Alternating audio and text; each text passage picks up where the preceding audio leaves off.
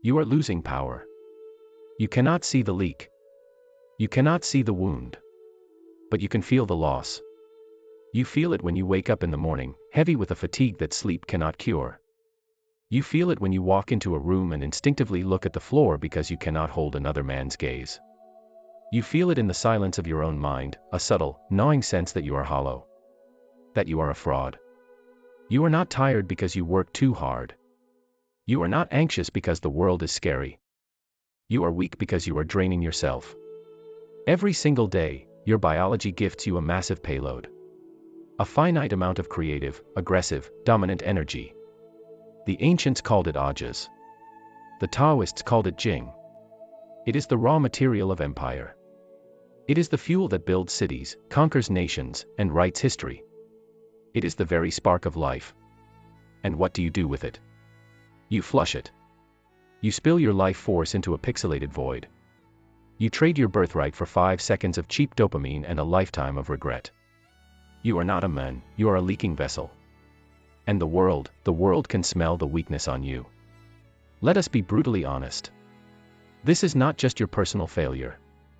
This is by design. We live in the age of the industry of weakness.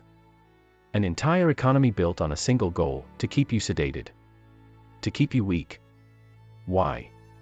Because a satiated man is a safe man. A man who has just released the pressure, has no desire to challenge the status quo. He has no desire to build. He has no desire to fight. He wants to sleep. When you constantly drain yourself, you are chemically castrating your ambition. Let's talk neurobiology. When you release, your body releases prolactin. This is the hormone of comfort and passivity.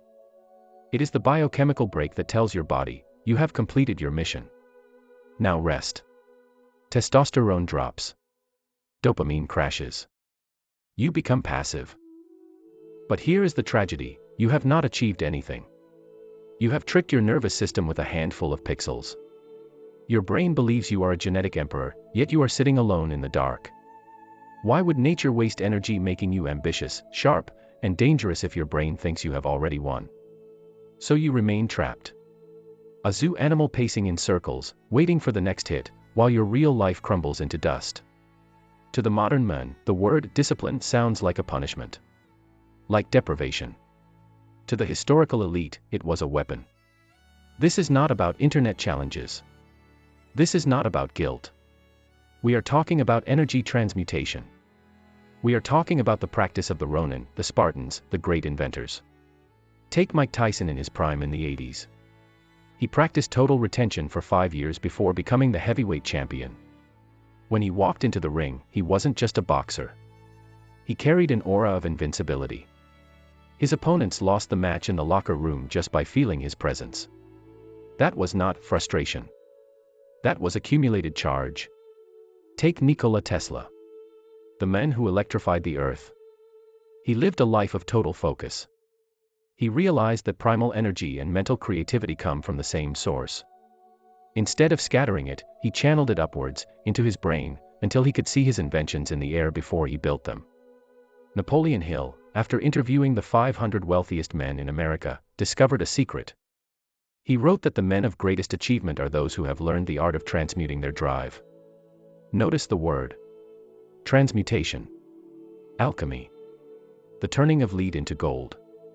The turning of a physical itch into metaphysical power. How does this work in practice? When you stop letting off steam, the pressure begins to rise.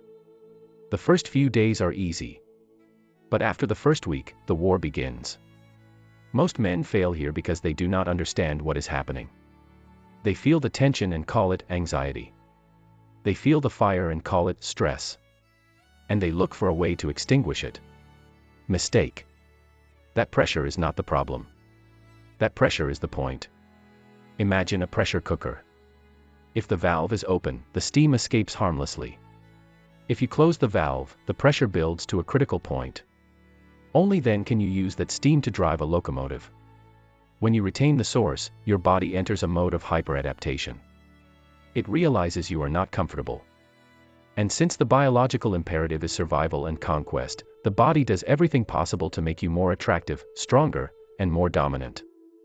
It is called androgen density. Your voice drops an octave. Your skin clears. Your walk changes. But most importantly, your eyes change. That dull, empty glaze of the consumer disappears. The predator's gaze appears. The limbal rings around the iris darken. You stop blinking as often. You look at the world not as a victim, but as a hunter. Women sense it instinctively. They don't know why, but they feel the magnetism. Other men sense it as a threat and subconsciously make way for you. This is invisible superiority. Now, listen closely. Because this is where I will lose the weak. When you start this process, you will not immediately feel like a god. You will feel like a demon. Around the 7th to the 14th day, your testosterone spikes significantly. Your energy levels will be so high you won't be able to sleep. You will be irritable. Aggressive. Every small problem will feel like an invitation to a fight. Your brain, starved of cheap dopamine, will scream. It will beg. It will rationalize. Just this once. Just to sleep easier.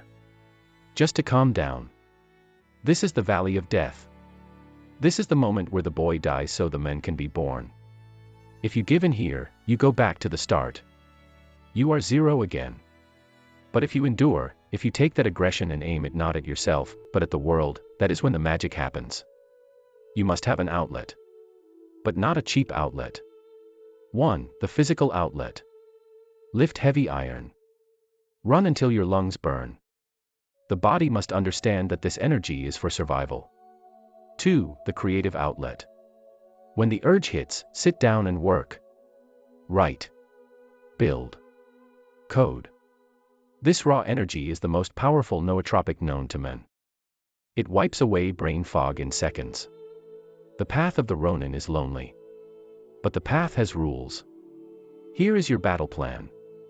First, seal the vessel. The digital vice is poison. It is forbidden. There is no, a little bit. There is no, just looking. Delete everything. Install blockers. If you have to, throw your phone in the river. You are breaking a chain. Treat this with respect. Second, observe the fire. When the drive comes, do not fight it. Do not shrink in shame. Observe it. Feel the heat in your gut. Tell yourself, this is my fuel. This is my power. Breathe deep. Visualize that heat moving up your spine. Third, the cold iron. Every morning, ice-cold shower. This is not just for health. This is a training of the will. This is the way to redirect blood from the body to the brain. The shock of the cold kills the distraction and births the focus. The world wants you weak. The algorithms want you clicking. The corporations want you sedated and passive. A man who controls his own drive is a man who cannot be sold things he does not need. He is free. When you commit to this path, you are declaring war on the modern world. It will not be easy. It will hurt. You will want to quit. Good. Let it hurt. The pain is proof that you are waking up. Stop leaking. Stop being a spectator in your own life. Close your eyes. Take a breath. And build the reactor. Welcome to the archives.